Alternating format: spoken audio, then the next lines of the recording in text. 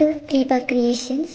இந்த வீடியோவில் நம்ம மரவள்ளி கிழங்கு வடை எப்படி செய்கிறதுன்னு சொல்லி பார்க்க போகிறோம். நம்மளோட சேனலுக்கு நீங்கள் இப்போ தான் புதுசாக வந்திருக்கீங்கன்னு சொன்னால் நம்மளோட சேனலை சப்ஸ்கிரைப் பண்ணுங்கள். இந்த வடை செய்கிறதுக்கு மரவள்ளி கிழங்கை சின்ன சின்ன துண்டுகளாக வெட்டி அதை உடலில் போட்டு இந்த மாதிரி இடித்து எடுத்துக்கொள்ளுங்க. அடுத்ததாக இதுக்கு தேவையான பொருட்கள் என்னென்னு பார்க்கலாம். க்ரீன் சில்லி, ஆனியன், 2 முட்டையை இந்த மாதிரி அடித்து எடுத்துக்கொள்ளுங்க. அடுத்ததாக கறிவேப்பிலை, அடுத்ததாக கொஞ்சமாக சீரகத்தை இந்த மாதிரி இடித்து எடுத்துக்கொள்ளுங்க. இனி ரெடி பண்ணி வச்சுருக்கிற எல்லாத்தையும் வதக்க ஆரம்பிக்கலாம். கொஞ்சம் எண்ணெய் விட்டு எண்ணெய் கொதித்ததும் நம்ம ரெடி பண்ணி வச்சுருக்கிற கொச்சிக்காய், வெங்காயம், சீரகம், கறிவேப்பிலை எல்லாத்தையும் போட்டு வதக்கி எடுத்துக்கலாம். இது ரொம்பவே ப்ரௌனாக வதக்கி எடுக்க வேணுமென்று இல்லை, ஒரு அளவு வதங்கினாலே காணும். லேசாக வதங்கி வந்ததும் அதை நம்ம இடித்து வச்சுருக்கிற மரவள்ளி கிழங்கோட சேர்த்துக்கலாம்.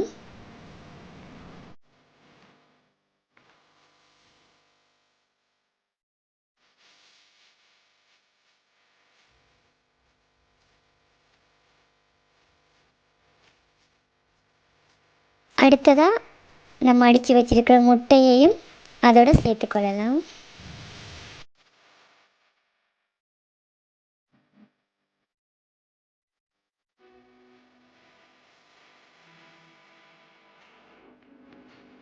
இப்போது இதுக்கு தேவையான அளவு உப்பு சேர்த்துக்கலாம்.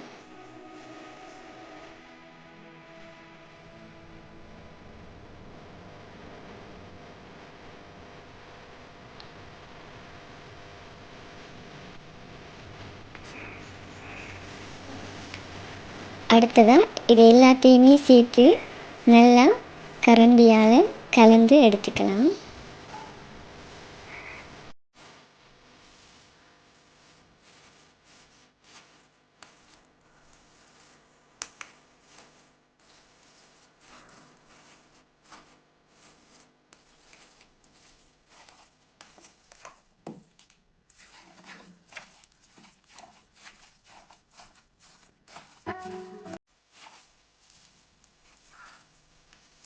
இந்த மாதிரி எல்லாத்தையுமே மிக்ஸ் பண்ணி எடுத்துட்டு அடுத்ததாக இனி வடையை செய்ய ஆரம்பிக்கலாம்.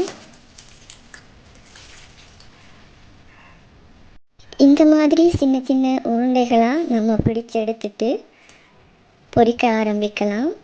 இந்த மாதிரி ஸ்நாக்ஸ் ஈவினிங் டைமில் செய்து சாப்பிடுங்க. ரொம்பவே டேஸ்டியாக இருக்கும், புதுவிதமான ஒரு டிஷ்ஷாகவும் இருக்கும். ரைஸோடு சாப்பிட்றதுக்கும் இந்த வடை ரொம்ப டேஸ்ட்டாக இருக்கும். நீங்களும் வீட்டில் கட்டாயம் ட்ரை பண்ணி பாருங்கள். இப்போது பொரிக்கிறதுக்கு இது ரெடி ஆயிடுச்சு. இனி நம்ம எண்ணெயை ஊற்றி பொரிக்க ஆரம்பிச்சிடலாம். எண்ணெய் கொஞ்சம் நல்லா கொதித்ததுக்கு பிறகு நம்ம செய்து வச்சிருக்கிற இந்த வடையை பொரித்து எடுத்துக்கலாம்.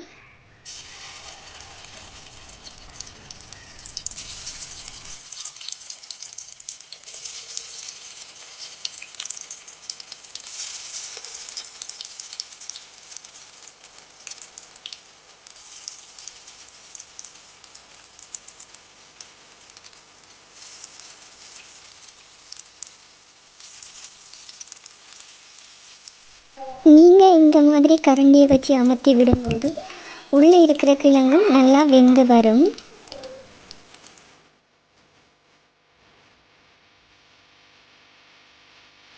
இப்போ நம்மளோட வடை ரெடி ஆயிடுச்சு, இறக்கி எடுத்துடலாம்.